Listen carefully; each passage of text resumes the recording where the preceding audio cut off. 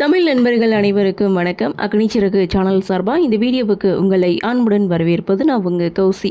கார்த்திக் ரேவதி சீரியலுடைய இன்றைக்கி எபிசோடுக்கான ரிவ்யூ என்ன அப்படின்றத பார்க்கலாம். அதுக்கு முன்னாடி இது வரைக்கும் நம்ம சேனலை நீங்கள் சப்ஸ்கிரைப் பண்ணலைன்னா பண்ணிக்கிறங்க.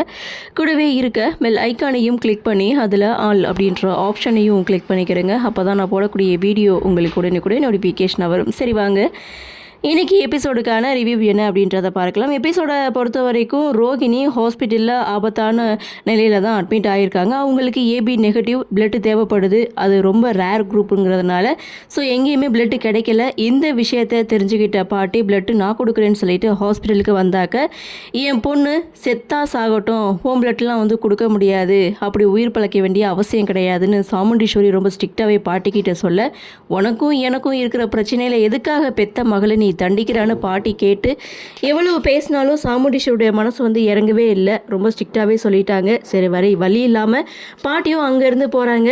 என்ன பண்ணுறதுன்னு தெரியாமல் எல்லாரும் முழிச்சுட்டு இருக்கும்போது சாமுண்டீஸ்வரி அவங்க சர்க்கிளில் இருக்கக்கூடிய எல்லாருக்குமே கால் பண்ணி பிளட் அரேஞ்ச் பண்ணிகிட்டு இருக்காங்க. இன்னொரு பக்கம் கார்த்திகிட்ட ஒரு பொண்ணு, அதாவது பர்தா போட்டுட்டு இருந்த ஒரு பொண்ணு 101 எங்கே இருக்குது அப்படின்னு சொல்லி விசாரிக்கும் போது அப்போ தான் கார்த்திக் ஒரு சின்ன ஐடியா தோணுது. ஸோ நேராக சாமுண்டீஸ்வரி கிட்ட எனக்கு தெரிஞ்ச சர்க்கிளில் நான் யார்கிட்டயாவது விசாரித்து பார்க்குறேன்னு சொல்லிட்டு அங்கேருந்து வந்த கார்த்தி பாட்டி என்ன பண்ணுறாங்க, முகத்தை மூடி திரும்பவும் கூட்டிகிட்டு வராங்க. ஆனால் சந்திரா தடுக்கிறாங்க. அக்கா வந்துடட்டும், அதுக்கப்புறம் பிளட்டு கொடுக்கட்டும் அப்படின்னு சொல்லும்போது நீங்கள் என்ன இப்படிலாம் பேசிகிட்டு இருக்கீங்க, ஏதாவது பிரச்சனை பண்ணிகிட்டு இருக்கீங்களான்னு ரேவதி ஒரு பக்கம் எங்கள் சந்திராவை திட்டிகிட்டு இருக்க, அந்த இடத்துல டாக்டருடைய என்ட்ரி. ஸோ பிளட் அரேஞ்ச் பண்ணிட்டீங்களா, ரொம்ப சீரியஸான கண்டிஷனில் இருக்காங்க, என்ன பண்ணிகிட்டு இருக்கீங்கன்னு சொல்லி கேட்கும்போது இவங்களை அழைச்சிட்டு போய் பிளட் எடுத்துக்கிறோங்க அப்படின்னு சொல்லி பாட்டிமாவை அனுப்பி வைக்கிறாங்க. பாட்டி உள்ளே போகிறாங்க, ரோகிணியை பார்க்குறாங்க, கண் கலங்குறாங்க.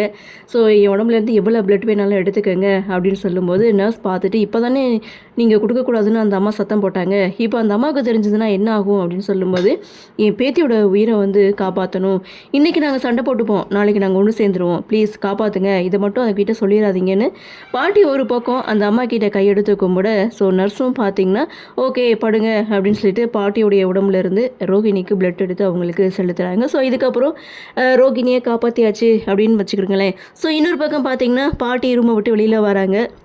இதற்கிடையில் நான் பிளட்டுக்கு அரேஞ்ச் பண்ணிட்டேன்னு சொல்லிட்டு சாமுண்டீஸ்வரி வர ஏற்கனவே பிளட்டு கொடுத்துட்ருக்காங்க அப்படின்னு சொல்லும்போது பாட்டியுடைய என்ட்ரி. ஸோ பாட்டி பார்த்திங்கன்னா முகத்தை மறைச்சிட்டு நின்றுட்டு இருக்கிறதுனால அங்கே இருக்கவங்க யாருக்குமே அடையாளமே தெரியலை. ஸோ அந்த இடத்துல சந்திராவும் பார்த்திங்கன்னா முகத்தை காட்டினா நாங்கள் யாருன்னு பார்ப்போம்லன்னு சொல்லி கேட்கும்போது, உடை அப்படின்றது ஒருத்தவங்களோட தனிப்பட்ட விஷயம், அது கலாச்சாரம், அந்த விஷயத்துலலாம் தலையிடக்கூடாதுன்னு சாமுண்டீஸ்வரி ஒரு பக்கம் பாட்டி தான் ரத்தம் கொடுத்தாங்க அப்படின்னு தெரியாமலே நன்றி சொல்லி பணத்தையும் கொடுக்குறாங்க. ஆனால் பாட்டி பணம் எதுவும் வேணும்னு சொல்லிட்டு அங்கேருந்து கிளம்புறாங்க. கார்த்தியும் பார்த்திங்கன்னா இவங்களை நான் வழி அனுப்பி வச்சுட்டு வந்துட்டேன்னு சொல்லிட்டு பாட்டியை கூட்டிகிட்டு அங்கேருந்து வராங்க. அப்போ தான் பாட்டி கார்த்திகிட்ட சொல்கிறாங்க, நான் என் பேத்திக்கு ரத்தம் கொடுத்துட்டேன் அப்படின்ட்டும், ரத்தம் கொடுக்குறதுக்கே இப்படி கத்திட்டு இருக்காவும் அத்தை, ஒருவேளை நாளைக்கு யாக பூஜைக்கு நீ தான் என்னுடைய பேரன்னு தெரிஞ்சால் என்ன நடக்கும் அப்படின்னு சொல்லிட்டு கேட்கும்போது, எல்லாத்தையும் நான் பார்த்துக்கிறேன், நீங்கள் ஒன்றும் கவலைப்படாதீங்க அப்படின்னு சொல்லிட்டு பாட்டியை அங்கேருந்து அனுப்பி வைக்கிறாங்க. இன்னொரு பக்கம் ரோகிணி கண் முழிக்கிறாங்க. டாக்டர் ரோகிணியை செக் பண்ணுறாங்க. ஸோ உடம்புல எந்த ஒரு வழியும் இல்லை அப்படின்னு சொல்லிட்டு ரோஹிணி ஒரு பக்கம் சொல்ல, ஸோ ரோகிணி இப்போ க்யூர் ஆகிட்டாங்கன்னு சொன்னது ஒட்டுமொத்த குடும்பமும் ரொம்ப சந்தோஷப்படுறாங்க. அதே சமயம் சாமுண்டீஸ்வரி ஒட்டுமொத்த குடும்பத்துக்கிட்டே ஒரு விஷயத்த சொல்கிறாங்க. அதாவது நாளைக்கு ஊருக்கு போகிறது யாகத்தை நடத்துறதுக்கு மட்டும்தான், ஸோ சொந்தம் கொண்டாடுறதுக்கெலாம் இல்லை, இப்போவே சொல்லிட்டேன் அப்படின்னு சொல்லிட்டு ஒட்டுமொத்த குடும்பத்தையும் வார்ன் பண்ணுறாங்க. இருந்தாலும் ரோகிணிக்கு எந்த ஒரு பிரச்சனையும் இல்லைன்னு தெரிஞ்சதுமே எல்லாரும் ரொம்ப சந்தோஷப்படுறாங்க. அடுத்த செகண்ட் ரோகிணியை கூட்டிகிட்டு வீட்டுக்கு போகிறாங்க. ஸோ ரோகிணி ரொம்ப டயர்டாக இருக்காங்க. மயில் வாங்கணும், ஜூஸ்லாம் எடுத்துகிட்டு கொடுக்குறாங்க. இப்போவும் சாமுண்டீஸ்வரி ஊருக்கு போகிற விஷயத்தை பற்றி தான் பேசுகிறாங்க. நாளைக்கு ஊருக்கு போகிறது அப்படின்றது யாகத்தை நடத்துறதுக்காக மட்டும்தான், சொந்தம் சொல்லிலாம் கொண்டாடுறது கிடையாது, கோயிலுக்கு போகிறோம், யாகத்தை முடிக்கிறோம், திரும்ப வீட்டுக்கு வரோம் அப்படின்னு சொல்ல, ரோகிணிக்கு இப்படி இருக்கும்போது நம்ம ஊருக்கு போகணுமான்னு சந்திரா ஒரு பக்கம் கேட்க, இல்லை போய் தான் ஆகணும்னு எல்லாரும் சேர்ந்து ஒரு முடிவெடுக்கிறாங்க. அதில் தான் ஒரு பிரச்சனை இருக்குது அப்படின்னு சொல்லி ராஜராஜன் மயில் வாகனம் இவங்க 2 பேரும் பேசிகிட்டு இருக்கும்போது ஸோ அங்கே கார்த்தியை கூட்டிகிட்டு தனியாக போகிறாங்க. அப்போ அதில் என்ன பிரச்சனை இருக்குது அப்படின்னு பார்த்தீங்கன்னா, பாட்டியவே இங்கே ரத்தம் கொடுக்கக்கூடாது அப்படின்னு சாமுண்டீஸ்வரி சத்தம் போட்டாங்க.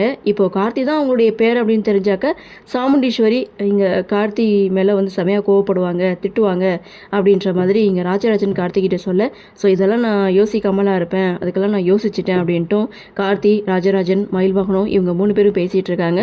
ஸோ இவங்க எல்லாருக்குமே தாத்தா பாட்டியோட பேரன் அப்படின்றது கார்த்தியோட ஃப்ரெண்டு ராஜாவை தான் இன்ட்ரடியூஸ் பண்ணி வச்சுருப்பாங்க. ஸோ உடனே கார்த்தி என்ன பண்ணுறாரு, தன்னுடைய ஃப்ரெண்டு ராஜாவுக்கு கால் பண்ணி, நாளைக்கு தாத்தா பாட்டி ஊருக்கு நீ வரணும், அதுவும் நான் சொல்கிற காஸ்டியூமில் தான் நீ வரணும் அப்படின்னு சொல்லி ஃபோனை கட் பண்ண, நான் வந்துடுறேன் மாப்பிள்ளைன்னு அவரும் சொல்ல, ஸோ எல்லா ஏற்பாடுகளும் பண்ணியாச்சுன்னு கார்த்தி ஒரு பக்கம் சொல்ல, இது வந்து ரொம்ப முக்கியமான விஷயம், சின்ன கடுகளவு கூட சந்தேகம் வந்தாலும் நம்ம மாட்டிப்போம், அப்புறம் அவ்வளோதான் அப்படின்னு ராஜராஜன் சொல்ல, இது நம்ம குடும்ப கௌரவ பிரச்சனை, அதை எப்படி பார்க்கணுன்னு எனக்கு தெரியும், நான் பார்த்துக்கிறேன் அப்படின்னு கார்த்தியும் சொல்கிறாங்க. இன்னொரு பக்கம் ரேவதி ஸ்வீட் பாக்ஸோடு நின்றுட்டு இருக்காங்க. கார்த்தி ரூமுக்கு போகிறாரு. வாங்க மாப்பிள்ளை சார் அப்படின்னு சொல்லி, ஸ்வீட் எடுத்துக்கிறேங்க, எனக்கு ஆஸ்திரேலியா போக விசா கிடச்சிருச்சு, அப்ரூவல் ஆகிடுச்சு, இன்னும் 1 வீக்கில் நான் கிளம்புறேன், எடுத்துக்கங்கன்னு சொல்லி ஸ்வீட்டை கொடுத்தா கார்த்தி அங்கே இருக்க தண்ணியை குடிச்சிட்டு சைலண்ட்டாக அங்கேருந்து போகிறாரு.